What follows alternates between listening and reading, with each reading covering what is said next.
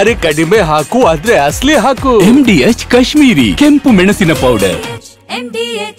ಇನ್ನು ಅಪಾಯದ ಮುನ್ನೆಚ್ಚರಿಕೆ ಸಂಬಂಧ ಡಿಸಿಪಿ ಪತ್ರ ವಿಚಾರ ಕಾಲ್ತುಳಿತ ದುರಂತದ ಬಗ್ಗೆ ತನಿಖೆ ಪ್ರಾರಂಭ ಆಗಿದೆ.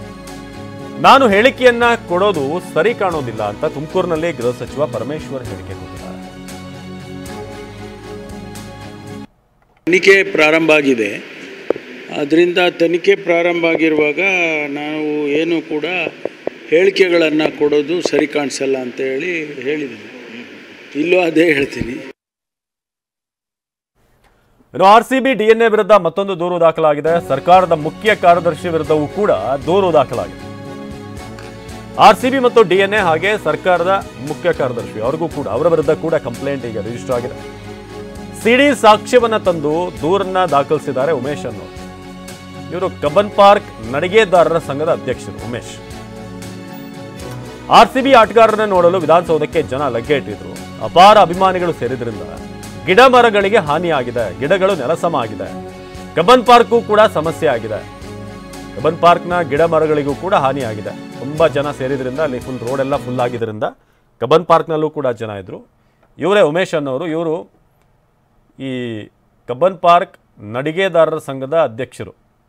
ಸೊ ಅವರೀಗ ಸಿಡಿ ಸಮೇತ ನೋಡಿ ಎಷ್ಟೆಲ್ಲ ಹಾನಿಯಾಗಿದೆ ಅಂತ ಈಗ ಹೇಳಿದ್ದಾರೆ. ಯಾಕಂದರೆ ಸ್ಟೇಡಿಯಂ ಪಕ್ಕದಲ್ಲೇ ಇರುವಂಥ ಕಬ್ಬನ್ ಪಾರ್ಕ್ನಲ್ಲಿ ಭಾಳಷ್ಟು ಜನ ಅವತ್ತಿದ್ದರು. ಆಗ ಗಿಡ ಮರಗಳನ್ನೆಲ್ಲ ಅಲ್ಲಿ ಮುರಿದು ಹಾಕಿದ್ದಾರೆ, ನೆಲಸಮ ಮಾಡಿದ್ದಾರೆ. ಕಬ್ಬನ್ ಪಾರ್ಕು ಕೂಡ ಸಮಸ್ಯೆ ಆಗಿದೆ. ಈ ಹಾನಿಯನ್ನು ಕೂಡ ಇವರೇ ತುಂಬಿಕೊಡಬೇಕು ಅಂತ ಈಗ ಮತ್ತೊಂದು ದೂರು ದಾಖಲಾಗಿದೆ. ಅಪಾರ ಅಭಿಮಾನಿಗಳು ಬಂದಿದ್ದರಿಂದ ಗಿಡ ಮರಗಳಿಗೆ ಹಾನಿಯಾಗಿದೆ. ಕೆಲವೊಂದಷ್ಟು ಜನ ಮರ ಹತ್ತಿದ್ರು, ಗಿಡಗಳನ್ನು ರೆಂಬೆ ಮುರಿದ್ರು, ಇಂಥದ್ದೆಲ್ಲ.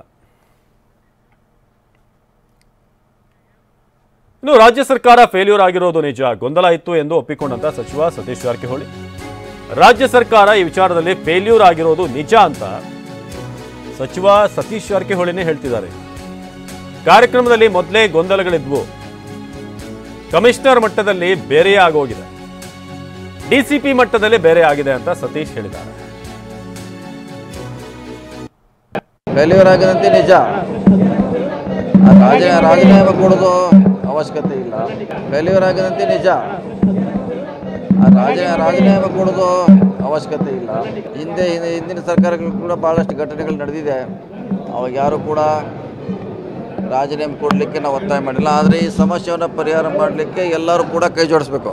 ಪಾಕಿಸ್ತಾನ ಜೊತೆ ಯುದ್ಧ ಆದಾಗ ಎಲ್ಲ ಪಕ್ಷ ಕೂಡ BJPಗೆ ಸಪೋರ್ಟ್ ಮಾಡಿತು. ಅಲ್ಲಿ ಕೂಡ ಫೇಲ್ಯೂರ್ ಆಗಿತ್ತು, ಆದರೂ ಕೂಡ ಅದನ್ನು ಯಾರೂ ಕೂಡ ಎತ್ತಿಲ್ಲ.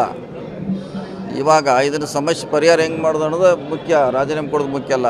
ನಾವು ಕೊಡ್ಬೇಕಾದ್ರೆ ಮೋದಿಯವ್ರ ರಾಜೀನಾಮೆ ನಾವು ಆಗ್ರಹ ಮಾಡ್ತಿದ್ವಿ, ಅದು ಸರಿಯಾದ ಕ್ರಮ ಅಲ್ಲ ಅಂತ ನಾವು ಬಿಟ್ಟಿದ್ದೀವಿ.